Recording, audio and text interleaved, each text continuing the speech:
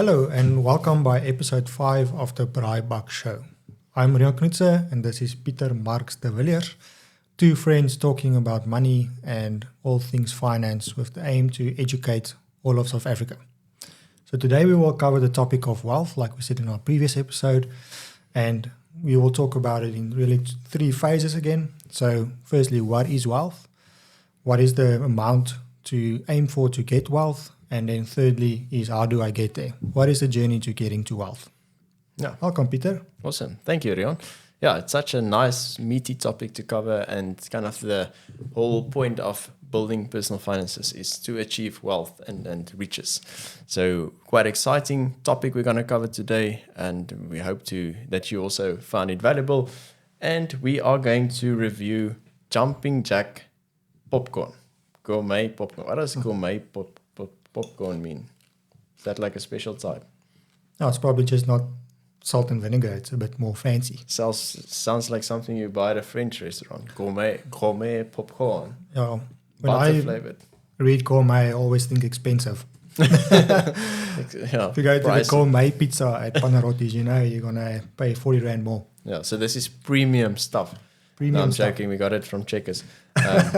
But yeah, this is such a classic thing. When you see popcorn, you think about Saturday movie. You know, when we were still younger, we actually had to go to the video store to buy a tape, like those video cassettes.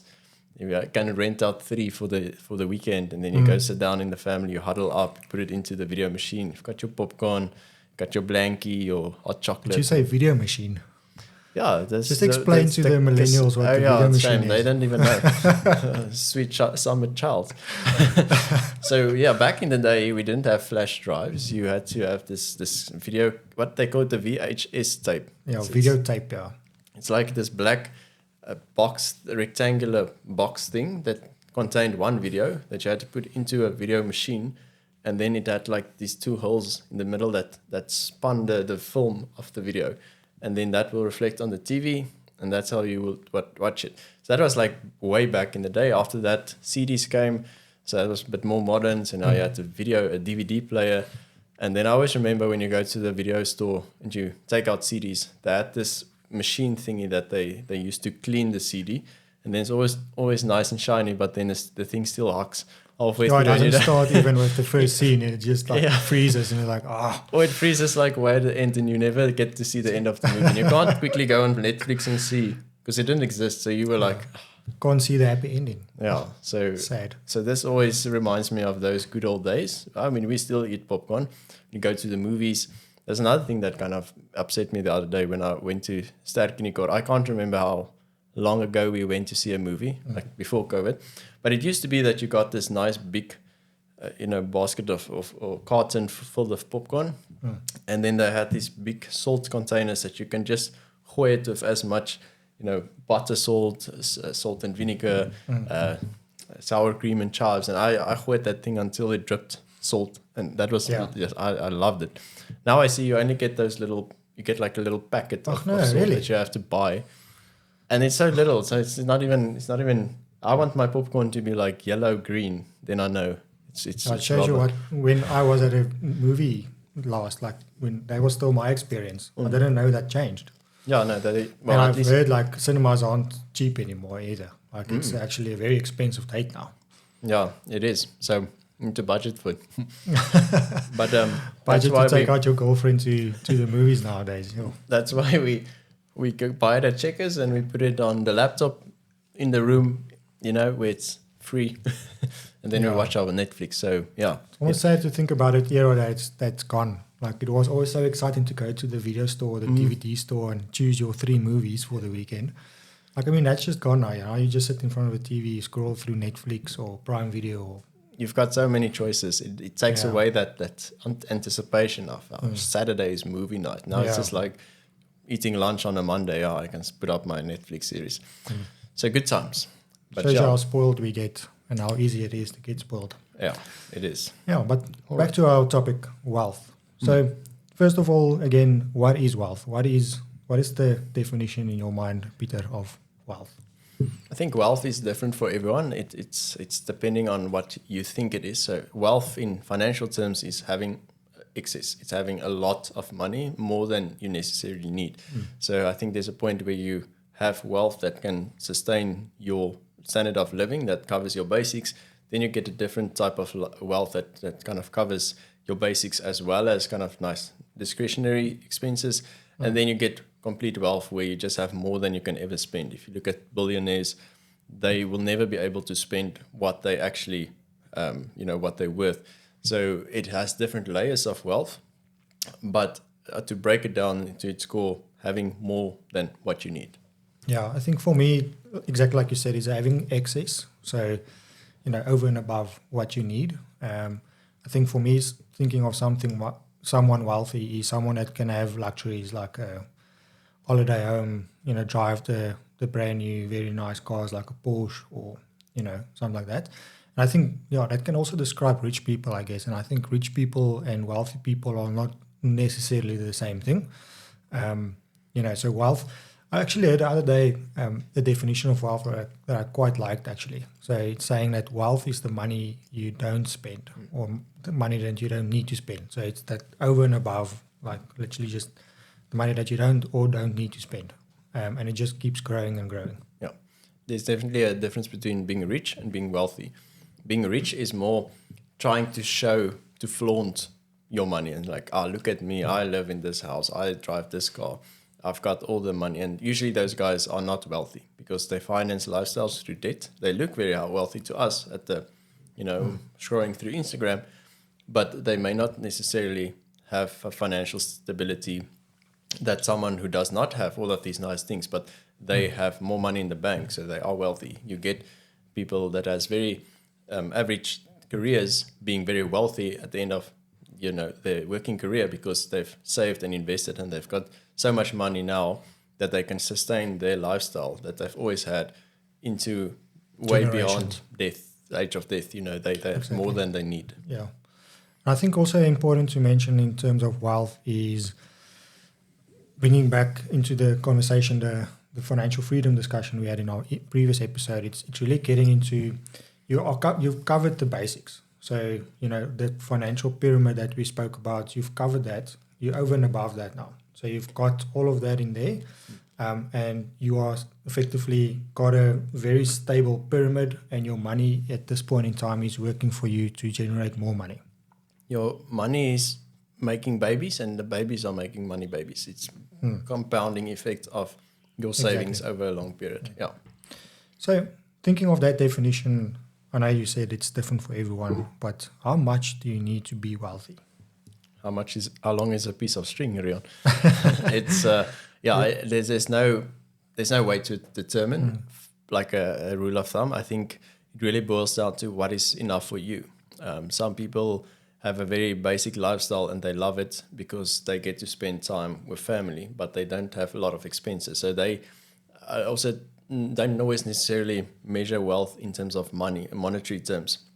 You could also be wealthy because you have a big family, or you get to spend time raising your kids. You've got financial freedom or maybe time freedom, which is also a form of financial freedom. So wealth, yes, it could be measured in money, and you could say, I need 50,000 Rand a month, then I'll be wealthy in my mind. I'll be able to cover everything and more than I need. Sure. Until lifestyle creep comes in. Yeah. Then you get to that point and you're like, okay, now I'm getting used to this. Now I need 100,000. Now then I'll be happy. So you should be careful not to attach your happiness to the amount of money that's coming in or that's in your bank. You need to sit and think what makes you happy and focus on that. Because oftentimes if you're going to focus on the money, you get fixated on the amount, yes, you'll be able to maybe get there and you're going to chase money the whole time, but you're going to sacrifice something else.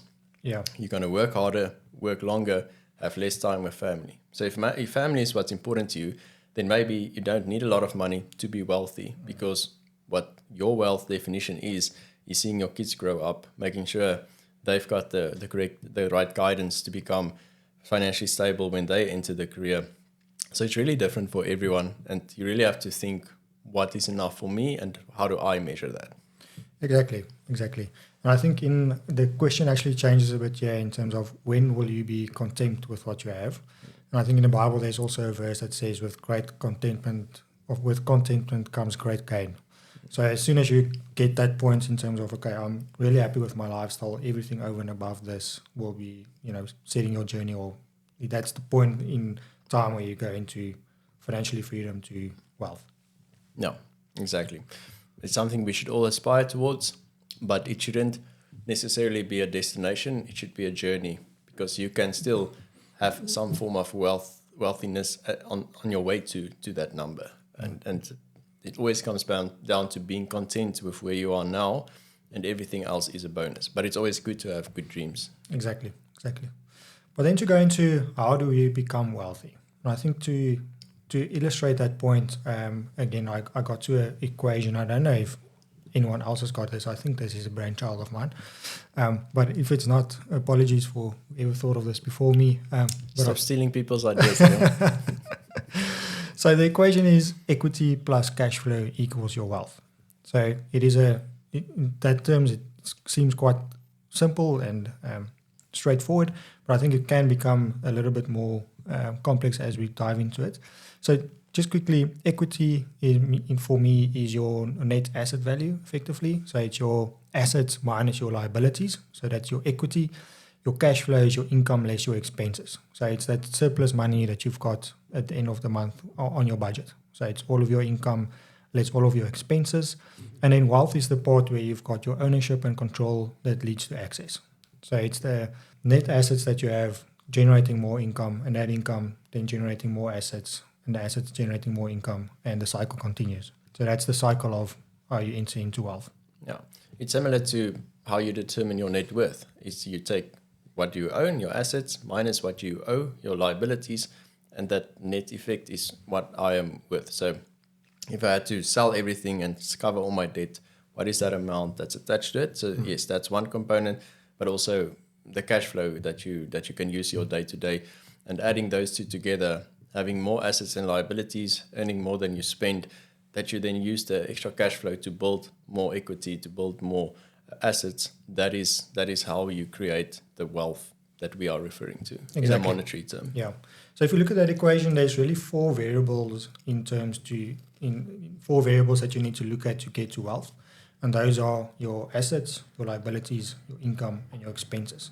And I like it the way to almost look at it from an economical perspective. So when I had economics in university, it always like, with all other variables constant, this is what will happen if this variable changes. So with all else being constant, if you increase your assets, your wealth will increase.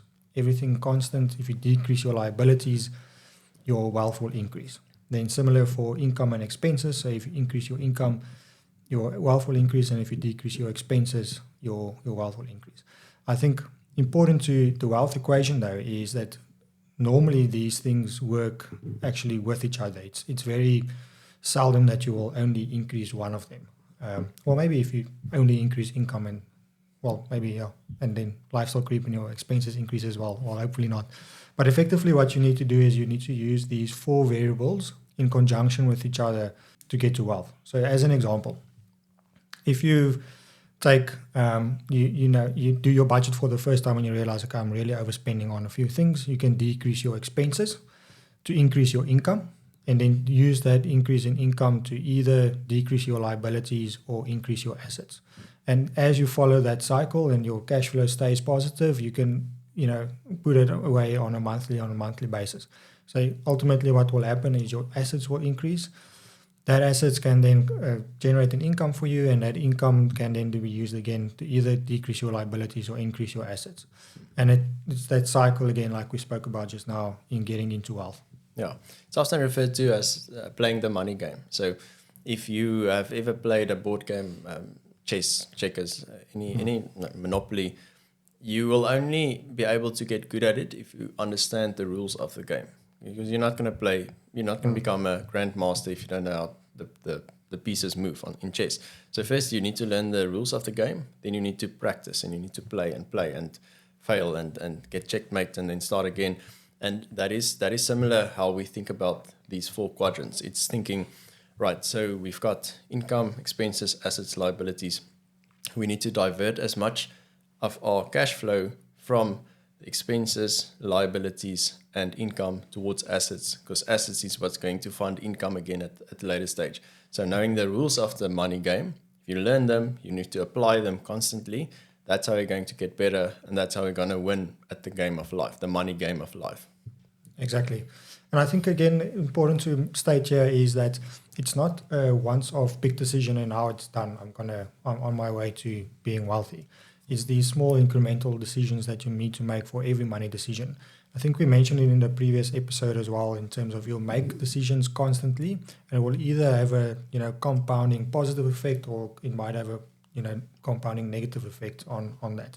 So I think for financial decisions, if you understand this money game, as you said, financial decisions should actually become quite easy.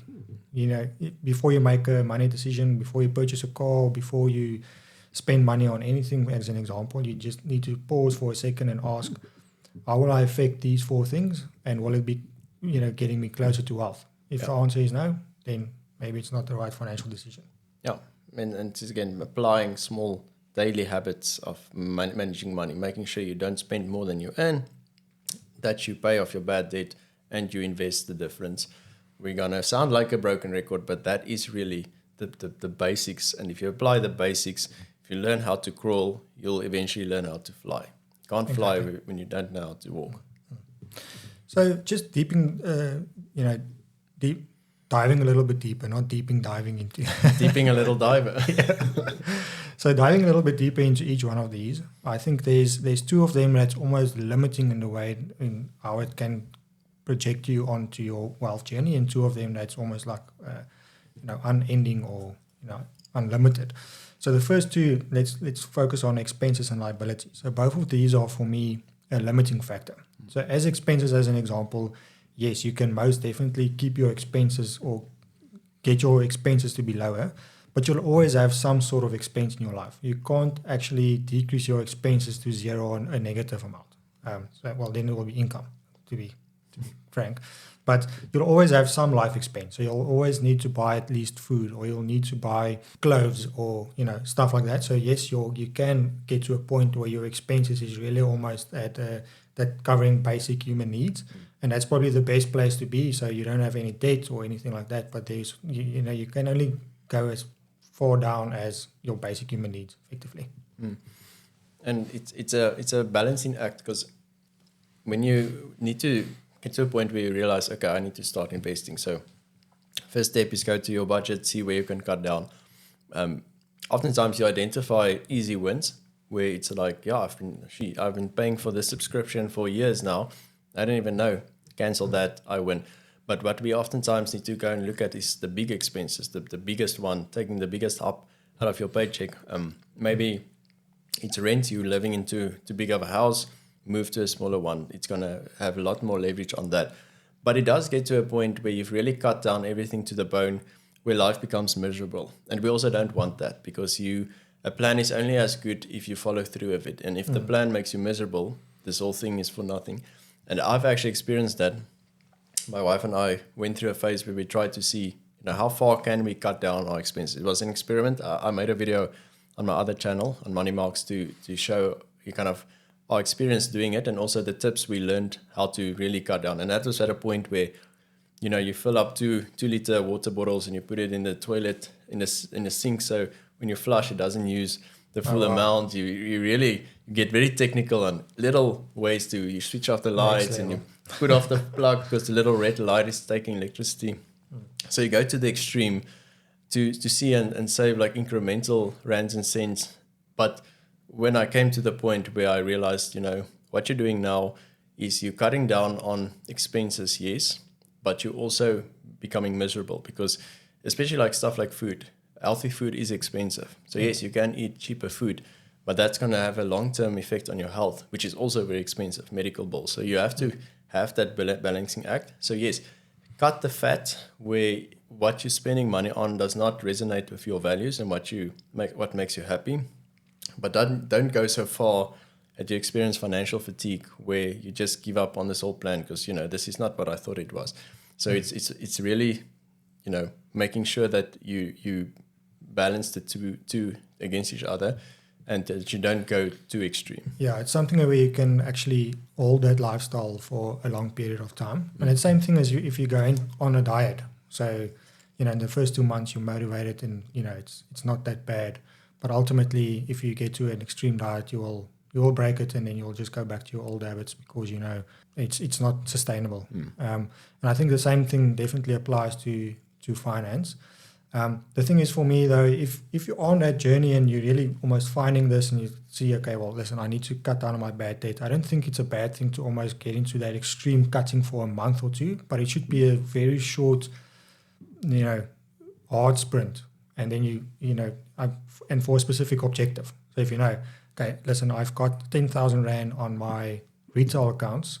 Let me just cut down extremely hard for 2 months, get that 10,000 Rand off the books, and then I can go back to my normal lifestyle after that. So I think there is a place for that, but it's definitely not something you can do for your life. And that's also why I mentioned in the previous episode that the FIRE movement, or financial independence, retire early, is not for everyone, because it's really taking that principle and doing it for a few years to get to early retirement. Decades sometimes. Yeah. So it's kind of also be cognizant of the fact that, yes, sometimes you really have to go gazelle intense, as Dave Ramsey would refer to it, as you hyper-focused. I need to pay off this debt. I need to cut down to the bone. Sometimes I cut into the bone because I need to get rid of these credit cards. Yes, that sometimes needs to happen, but it's not a sustainable thing. So it's good to do that exercise, but then also there's other better ways to actually make that wealth equation make more sense. Exactly. So the other limiting factor is then liabilities. So similar to expenses, you can only cut liabilities to a certain extent, and that is zero. Yeah. So you can have no debt. And that's definitely something that we need to aspire to. And I think if you get to that point where you've got no debt, it's beneficial to you in a lot of different ways. I think psychologically it helps you, and it most definitely lowers your financial risk. I think in one of the previous episodes I also mentioned, for example, our house that went from, as when we bought it, in that interest rate cycle of a year and a half, it went up with 7,000 Rand. So you are under considerable risk if you have debt. So I think it has multiple benefits, but ultimately it is a limiting factor, as you can only get it down to zero. Yeah, exactly. So sometimes debt can help accelerate wealth building. So think of it, if you take out a student loan to get a degree, a 4-year, 5-year degree, that will land you a good paying job. Yes, for sure. That could be leverage. Or you are someone that goes into the property investing game and you have the right structure in place and you leverage the bank's money to build out a property portfolio and you know what you're doing, then debt could it could work in that sense. But you have to be very careful because it is a double-edged sword and does not work for everyone. So for the general population, as Dave Ramsey would often refer to it, it's better to just stay out of debt. You'll be better off. Some people can leverage it in a good way, but that's a story for another day. It's better to try and avoid it. Yeah, because you most definitely put yourself under some risk if you take any sort of debt. So even if you do it for economic reasons that make sense. So for example, buying a rental property. But you also need to take into consideration there will be vacancy in that rental property. So, and the bank's not going to worry about that. They just want their payment. So you put yourself under that risk. So if you're buying a rental property, be sure that you can at least cover the cash flow for a few months. In the case of vacancy or stuff happens and tenants don't pay or they don't pay the full amount. So it is a risky strategy. So yeah, debt. I would also think debt is probably one of those that you should just avoid as far as you can.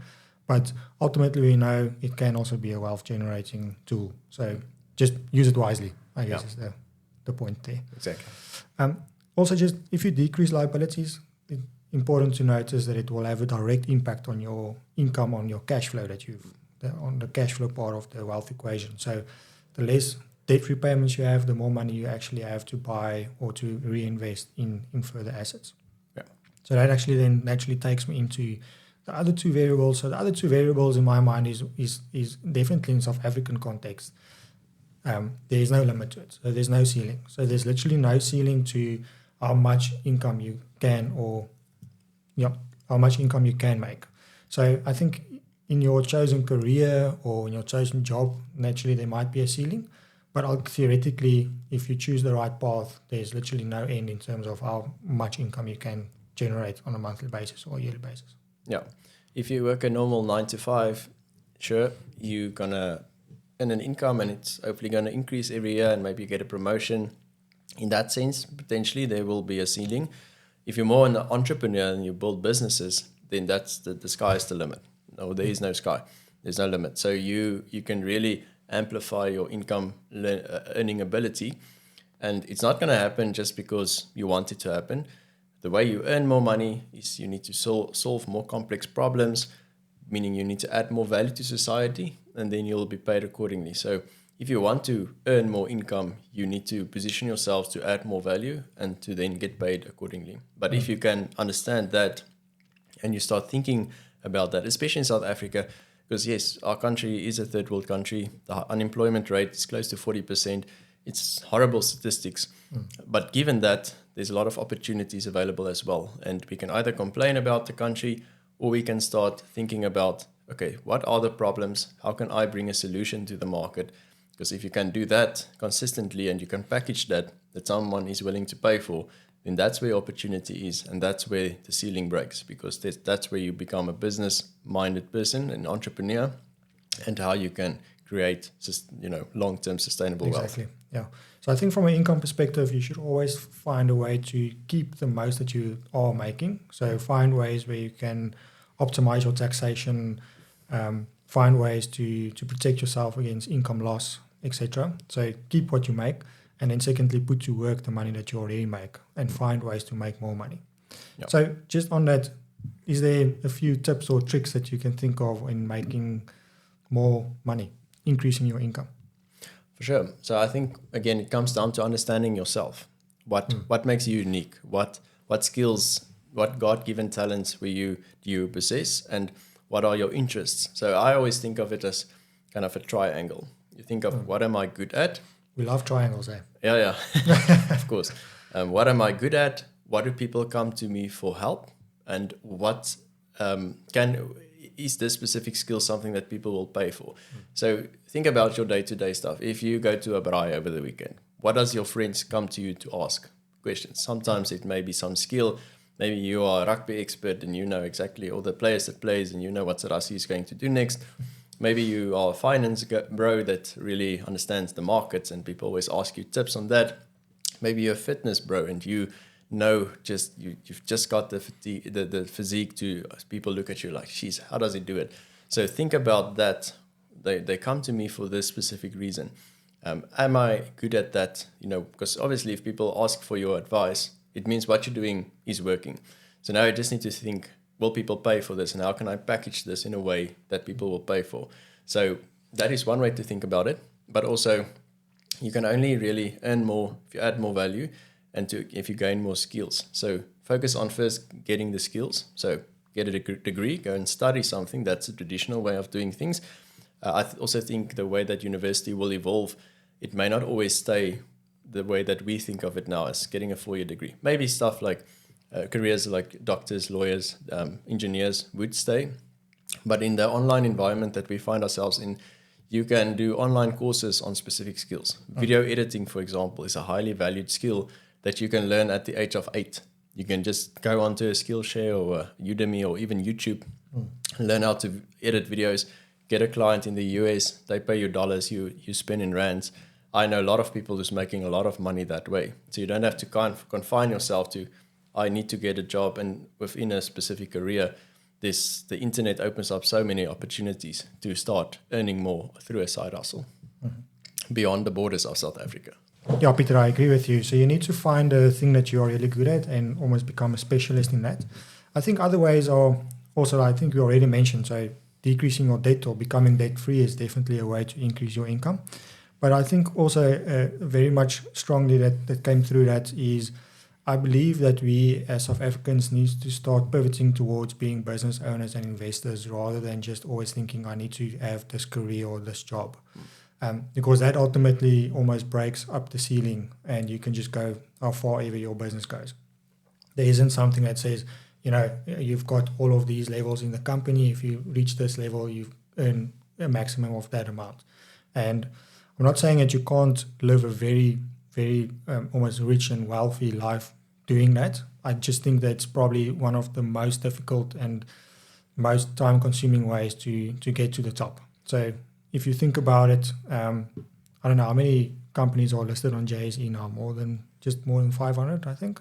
No idea. Yeah. So, I mean, if you think about that, that's almost the amount of people in our population that will become a CEO of a JSE listed company.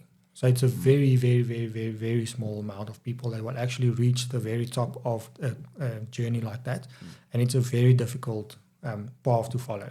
I think there are people with small to medium businesses that make as much or even more than CEOs of JSE listed companies. So it's definitely not the only route that we can take. And I think in South Africa, there is that thing that I need to be in the best career and chosen the best, company to climb the ladder. And that's the way I will, live a good life.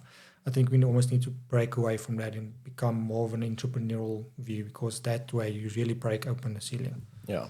Yeah, and I think, it depends on you. And as a person, there's nothing wrong with following a stable career. It's actually, I think, from a stability point of view, better to earn a monthly income and saving less than you earn investing. It is definitely going to take the longest, but consistency is key. But if we think about how can I accelerate this, especially, if we say the unemployment rate is almost 40%, there's no jobs, then go create a job. Then go be that guy who actually identifies a problem and bring a solution and employ people. So yes, I agree. We need to start thinking about entrepreneurs, think like we are entrepreneurs. And I think that's something that's quite strong, that comes strong across as South Africans. So I studied veterinary science. When I worked as a vet, I constantly got emails, and I still do, of Australia, New Zealand, and UK trying to recruit us veterinarians from South Africa, because they know that we tend to work harder. We've got tenacity, we've got grit, because everything going on in the country, we're still beating the others in the World Cup. We're still becoming world champs. We're really rising to the top. So we've got it within us. It's within our blood. It's within the soil of South Africa. Mm-hmm. But you need to change your mindset of complaining because there's no jobs to, okay, I know that's a problem, but how do I now create it? How do I position myself? And you don't have to have a fancy building to be a business owner. You can start with whatever you do from your house and find a solution to a problem. Exactly. Yeah. So I think the summary of that is find what you are good at as an individual. Find what you feel like you have a purpose for in life, and then really just follow that and follow that quite hard. So in that sense of, like you said, building up your skills, getting a degree, self improvement. And then for me, it's getting to a point where you differentiate yourself from the majority. And that's where you will actually get to adding value and where you will become valuable. Thinking of an example of that is I don't know if you follow Formula One at all, but there's an engineer from Red Bull that recently resigned, Adrian Newey. And in his career, he's actually won quite a lot of world championships, and he's almost regarded as the engineer that's the most successful in Formula One. And when he now resigned from Red Bull, he's been hard property. So every other team wants him, and they are willing to pay top dollar for him. And he's almost like, he can set his own salary almost. Like, that's the feeling I get. So really setting yourself apart and differentiating yourself is the way to do that. And I think that's in an individual way. So if you follow the career path and you're climbing the corporate ladder, definitely that's still something to think about. But also if you are doing a business or if you're starting a new venture like we are. So in our case, for example, we need to be ambitious and strive to be the best podcast about finance in South Africa, and then always striving to be that differentiating point. So staying ahead of the curve. Yeah, comes to mind to me is make it difficult to fire you and even more difficult to hire you. Meaning that if you have a job, become so good at it that you become such an important part of the business that your boss is just like, if we lose this guy, things are going to be difficult. But also make it difficult to hire you. You have to get to a point where you become so highly sought after, in demand, that people line up to want to work with you because you've got a unique set of skills, or maybe you've got many different skills that you're stacking. Maybe it's like a bunch of different average skills that you're stacking on top of each other, and then you build something unique that no one else does. That's where you will become very wealthy, because you'll be able to deliver, you'll be able to solve a very unique problem that very few other people do. A neurosurgeon has studied 14, 15 years to get to a point of doing surgery, solving problems that very few other people in the world can do. That is why they are paid so well. Exactly. And then getting to a point where you've got the surplus cash or surplus income, and then you need to almost transition into purchasing these income generating assets. And then that brings me to the last variable, and that's assets. So I think a good place to start here is almost to get the definition. I'm just going to read it because I'm scared I'm not going to remember it out of my head. But it's anything tangible or intangible, owned or controlled by you, that you can use to generate future economic benefits. All right, so using that definition, Peter. From Wikipedia. That's actually, well, I didn't actually Wikipedia it. It's what I can remember from accounting 1A, 2A, I don't know, somewhere in the varsity. But it's actually, it's the accounting definition of asset. But using that definition, would you say your primary residence, as an example, is an asset? Generally, no. Well, it depends, because the way I see assets, it can be divided into 4 types. You get lifestyle assets, which is the stuff that you attach emotion to. It's what you buy with your money that makes you happy. That could be a house, it could be a car, it could be your golf clubs that you go and club a couple of balls every weekend. The stuff that you purchase that you stay in and that you're going to use the rest of your life. You're always going to have a house and a car and stuff like that. Then you get business assets, which is the stuff that actually earns you money. So it could be a salary, could be a business, it could be a rental property. They generate income. Then you get investment assets, which is the stuff that you actually put, it's also generating an income, but the idea is to later live off of that when we reach financial freedom or retirement. And then you get surplus assets, which is the stuff that you your life is sorted, you've got enough, it's the extra fat that you can just go and blow. You can just go and have fun, use it as you want. If you lose it, it's fine because you're taken care of. So if you think of assets in those 4 classes, a house, a primary residence, would likely be a lifestyle asset. So yes, it is an asset in the terms of it's something that you could potentially sell, but you're always going to have to live in it. So unless you are planning on generating an income from it, it's not necessarily going to be something like an investment asset, which is a rental property. That could be an asset. So it kind of circulates between the 4, because a business asset is something, maybe you own a business, you can't really live off of a business unless you sell the business and you invest the money, or you exit the business and they pay you out and you invest the money. So it's kind of going around the 4 types of assets, with a primary residence being more towards the lifestyle side. Yeah, so it is a lifestyle asset, and in that definition, it's still generating future economic benefits, because you would expect your house value to go up. But if you think it from a purely almost cash flow perspective, then no, it's not really, because it's more of an expense than a income in that point. But yeah, I fully agree with you. It is an asset because you will get some future economic benefits of it whenever you sell it, and hopefully for a lot more money than you bought it. Yeah, it can also be a liability if you're buying too much house than what you can afford, which many people fall into if they're not careful. Yeah, so assets are also in that bracket of income for me, similar to income, that there is no ceiling. So there's literally no limit in terms of how much assets you can buy. Yep. And I mean, we can see it with the billionaires in the world. They can just accumulate and accumulate and accumulate. I guess the question is, are you that person that wants to accumulate and just keep everything, to yourself? Or if you get to that point where you feel like you said in the beginning of the episode, if you get to a point and okay, listen, my family and I are covered for generations, is at this point now where I'm starting to give away and give to the community. Exactly. Yeah.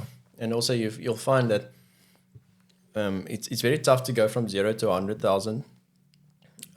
It's easier to go after that from 100 to 1 million. It's probably easier to go from 1 million to 10 million. So it becomes easier building wealth as you become more wealthy, because you have more stuff at your disposal. If you own a lot of money, you can buy equipment like this and start a podcast, producing content. We're not there. We had to really save up and take some risks to buy this. So that's us. Or if you have a lot of money, you can also put together a team that can help you with content. You can just create so much more good content. Exactly. If you take Alex or Mosey, for example, he's very successful. Probably one of the best entrepreneurs that's currently alive. He's producing content, but he's just sitting there talking. He's got a team that's doing the editing, the posting, the optimizing. Yeah. Rion and I need to do everything at this point. So we're not Alex yet, but it's fine. We're coming for you, Alex. Coming. We're going to get there. Yeah. So I think that's a very good point. So wealth is almost like a living organism. As soon as you start making that wealth equation work for you, as soon as you start making the right decisions constantly, it almost becomes like a living organism that just grows and grows and grows and grows. And there's literally no limit to it.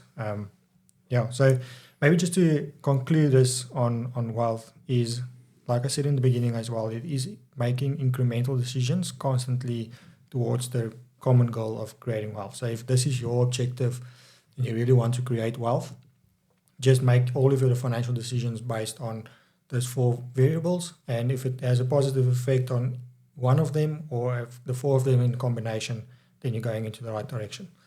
Then secondly is to focus on increasing your income through your assets. So focus on almost generating a few different income streams. So I'm working on that at the moment myself, but don't just rely on your salary, but start using your salary's income to buy assets or to start something else and generate another income.